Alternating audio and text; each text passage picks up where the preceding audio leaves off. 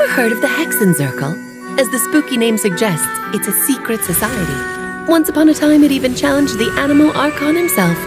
But he replied, "Let us make music, not war, and resolve our conflicts through song." From then on, the mages would only ever convene in the woods, in the skies, or on the edges of cliffs.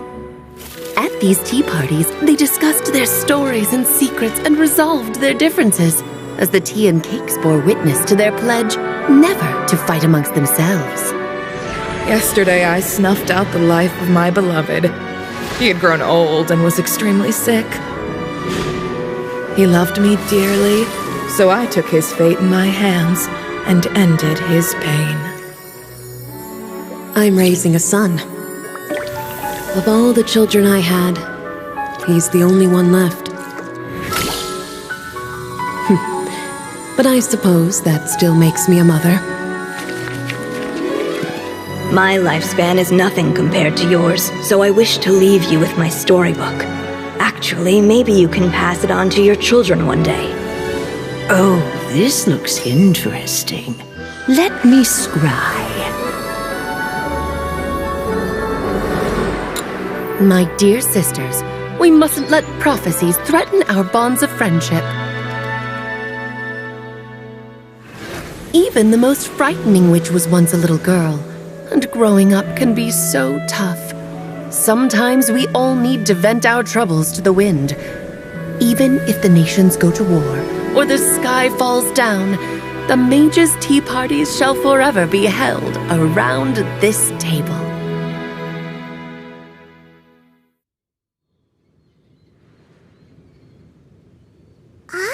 So this is where the legendary mages held their meetings. That's right. We often met here to chat and have tea. Then what about the part saying that if we light the lantern of utmost joy, we'd receive a supreme blessing? About that. I never expected anyone other than Jay to actually read the full contents of that prophecy. It's a little embarrassing. The truth is, that prophecy was actually just a letter that we sent to Jay as a group the day before her wedding. So it was indeed written by all of you. I must thank you for resisting the urge to immediately reveal the truth to everybody, Albedo. Knowing you, you probably figured out everything the moment you laid eyes on the message. No, it took me a little longer than that. A flower that is not of this world, a guide who will never get lost, one who would never lie, and a legend that never ends. These 4 descriptions signify 4 individual mages. When a member of the organization had to leave the group to spend the rest of her days with her beloved, the other mages would write down this prophecy and send it to her to invite her for a final get-together. A flower that is not of this world signifies, of course, flowers that do not naturally exist in this world. This is the signature of our full name, Rhindaughter, also known as Gold. If there's anyone in this world who could create a flower species that does not yet exist, it would be her. The guide who will never get lost is N, otherwise known as Nicole. You may not have encountered her yet, but she is a truly extraordinary woman who has made this world's direction and order her subject of study. Some of you may be fortunate enough to have already heard her voice. Like a prophetess, she will only speak to guide people toward the truth when a change has occurred in the world. She has a tendency to suddenly speak in someone's mind without any warning. If one day you would be unfortunate enough to run into a truly dangerous situation, she may use her voice to guide the way forward for you. Who would have guessed that there are so many mysterious women in this world, and that they would all know each other? The one who would never lie is me. I hope no one would take offense. It's just that I, Alice, or A for short, have always had a soft spot for those with sincerity and candor. As for a legend that never ends, you may not know M in person, but you've likely encountered one of her works. Have any of you ever read The Boar Princess? Huh? I'm pretty sure every child in Mondstadt has read that book. It's also one of my favorite stories. Em was an exceptional human writer who used her prose to teach me the meaning of grief. Don't you think such a person would deserve a seat at the mage's table? Paimon's getting more and more lost. It may sound hard to believe, but I can attest to everything that Alice has said. Jay was also a mortal who aged and passed on, leaving her title to her students and followers. Alice, you've never acknowledged any of Jay's successors. It's now been centuries since the first of us took on her mantle. I've always wanted to meet you. Do you also want to become a mage? Title aside, I think I'm more interested in the meaning and purpose of the Hexenzirkel. I used to think that the Hexenzirkel was a group of women who could control the very fate of this world. But now, I've seen for myself that besides Jay, many other ordinary people were also among you. Do you think less of us now? No, not at all. My interest has been piqued, and I'm now even more drawn towards the idea of becoming a mage. You're right. I've never acknowledged any of Jay's successors, but you are different.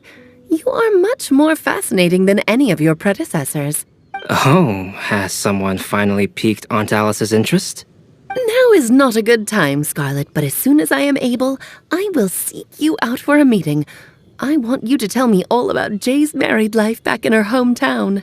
So the mage who received the prophecy letter from all of you was Jay? She left the Hexenzirkel after getting married? Precisely. There was only one way the letter could have been interpreted. She would have known what we meant as soon as she saw the message. We were just asking one thing of her. Please come to see us again. Before you go and settle forever with your happiness, please come share some of it with your best friends and sisters. So, the supreme blessing actually meant... All journeys are fleeting and will eventually come to an end. What will give us the most fulfillment and happiness in the end are those who will greet us at our journey's destination. Dear child, I believe you can also understand what I am talking about. We women will always have many troubles and encounter pains and frustrations that will keep us up at night. But no matter how hard things may become, we will cross mountains and oceans to see our best friends again, regardless of how many years have passed or how far the distance may be. As long as we can be with our beloved friends, our hearts will be filled with joy. To us mages, that's what being supremely blessed is all about. I still don't get it, but I do know that all the mages are Mom's best friends. If you ask how I see it, the Hexenzirkel is just a group of ladies that I spent my youth with. Anyway, I'll introduce some of the other members to you all later. I still have a few things to attend to, so this will have to do for today. Bye, Mom! Todoko says bye, too! Goodbye, darling, and farewell to all of our other friends as well. I'm sure we'll see each other again. Oh, now that I think of it, isn't it getting close to that time of year? Yes, it's windblume again, Alice. It's also a special anniversary date. I'm sure you still remember. Yes, I do remember now. It was on this day many, many years ago that Jay tied the knot. Ah, just in time for the Festival of Love and Freedom. Everyone, please enjoy this year's Windblume Festival to the fullest.